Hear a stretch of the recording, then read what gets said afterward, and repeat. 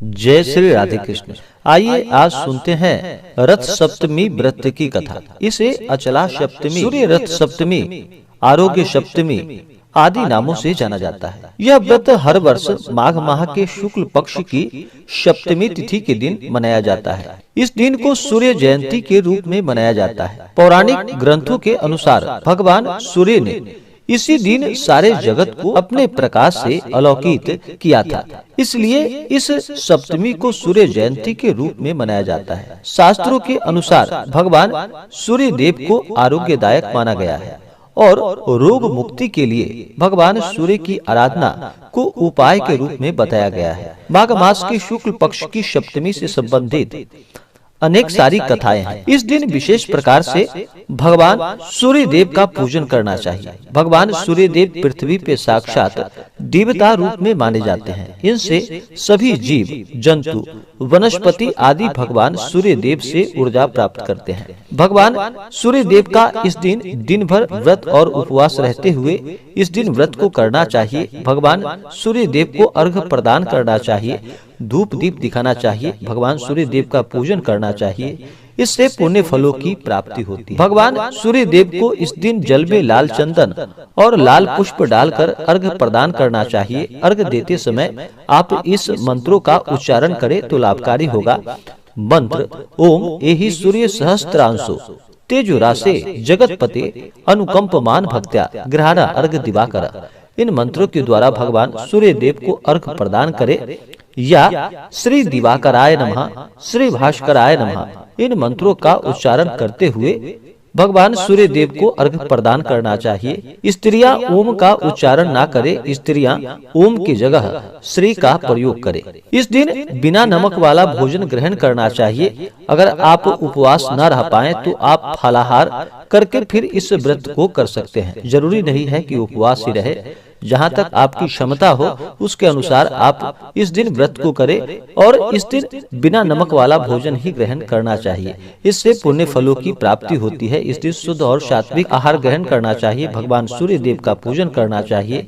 किसी के ऊपर क्रोध नहीं करनी चाहिए। अपने से बड़ों का सदा ही आदर और सम्मान करना चाहिए। महिलाओं का सदा ही आदर और सम्मान करना चाहिए। महिलाओं का अपमान बिल्कुल भी नहीं करना चाहिए। तो आइए सुनते हैं रथ सप्तमी व्रत की कथा। तो बोलिए प्रेम से भगवान सूर्य देव की जय। शास्त्रों के अनुसार कई सारी कथाएं प्रचलित है, उसी में से आइए कथा का श्रवण करते हैं। एक कथा के अनुसार भगवान श्री कृष्ण के पुत्र शाम को अपने शारीरिक बल पर बड़ा ही अभिमान था।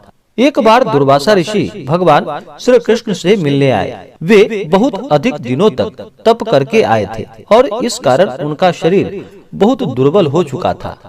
सांब उनकी दुर्बलता को देखकर जोर जोर से हंसने लगा और अपने अभिमान के चलते उनका अपमान कर बैठा। तब दुर्वासा ऋषि अत्यंत क्रोधित हो गए और शाम्ब की धृष्टता को देखकर उसे कुष्ठ होने का श्राप दे दिया। शाम्ब की यह स्थिति देखकर भगवान श्री कृष्ण ने उसे भगवान सूर्य देव की उपासना करने को कहा। पिता की आज्ञा पाकर शाम्ब ने भगवान सूर्य की आराधना करना प्रारंभ की, जिसके फल स्वरूप कुछ ही समय पश्चात उसे कुष्ठ रोग से मुक्ति प्राप्त हो गई। दूसरी कथा के अनुसार भविष्य पुराण की कथा, जो कि एक गणिका इंदुमती ने अपने जीवन में कभी कोई दान पुण्य का कार्य नहीं किया, उसने एक बार वशिष्ठ मुनि से मुक्ति पाने का उपाय पूछा। तो मुनि ने गणिका से कहा कि माघ मास की सप्तमी को अचला सप्तमी व्रत कहा जाता है। इसके लिए षष्ठी के दिन एक ही बार भोजन ग्रहण करना चाहिए। सप्तमी की सुबह आंख के 7 पत्ते सिर पर रखकर और सूर्य देव का ध्यान करके स्नान करे। इसके बाद सूर्य देव की अष्टदली मूर्ति बनाए और शिव पार्वती को स्थापित करे। उनकी विधि विधान से पूजा करे। तांबे के पात्र में चावल भरकर दान करे। गणिका इंदुमती ने ऐसा ही किया और शरीर त्याग दिया। इसके बाद इंद्र ने उसे अप्सराओं की नायिका बना दिया। तीसरी कथा के अनुसार कंबोज साम्राज्य के राजा यशोवर्मा, जो कि काफी महान राजा हुआ करते थे, उनके साम्राज्य को संभालने के लिए कोई उनका उत्तराधिकारी नहीं था। उन्होंने संतान प्राप्ति के लिए अनेक देवी देवताओं से मन्नत मांगी, कि उनके राज्य के लिए एक वारिस मिल जाए। फलस्वरूप भगवान की कृपा से उनके घर में पुत्र का जन्म हुआ, लेकिन उनकी खुशी ज्यादा दिन तक नहीं चल पाई, क्योंकि उनका पुत्र मानसिक रूप से बीमार था। उस समय उनके राज्य में एक साधु आए। राजा यशोवर्मा ने उनकी खूब खातिरदारी की, जिससे कि प्रसन्न होकर साधु महाराज ने उनसे वर मांगने को कहा। राजा ने अपने पुत्र की मानसिक बीमारी की बात बताई।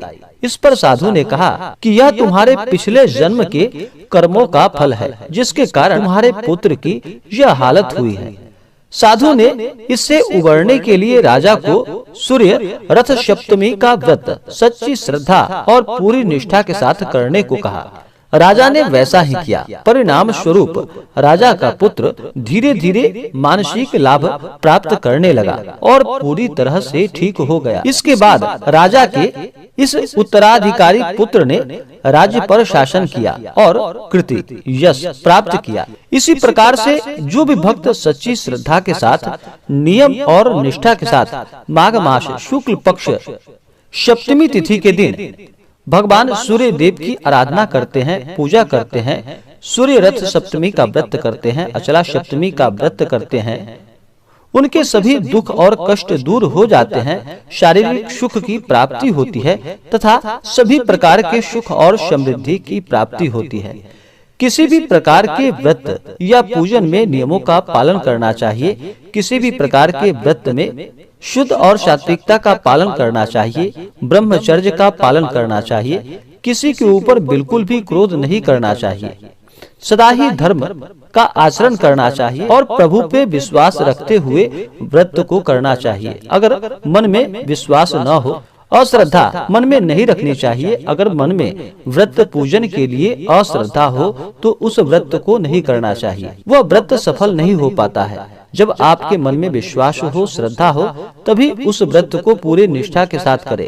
अगर भगवान का केवल सच्ची श्रद्धा के साथ उनका नाम भी अगर स्मरण कर लेते हैं, इससे भी प्रभु प्रसन्न हो जाते हैं और अपने भक्तों के ऊपर अपना कृपा बनाए रखते हैं। तो सच्ची श्रद्धा के साथ, विश्वास के साथ भगवान का पूरे विधि विधान के साथ पूजन करना चाहिए। इससे पुण्य फलों की प्राप्ति होती है। तो आशा करता हूँ कि यह जानकारी आपको अच्छा लगा हो। ऐसे ही ज्ञानवर्धक जानकारियाँ प्राप्त करने के लिए हमारे इस चैनल को लाल बटन दबा करके सब्सक्राइब करें, साथ में बेल आइकन घंटी दबाएं ताकि मेरे वीडियो का नोटिफिकेशन आपके पास सबसे पहले पहुंचे।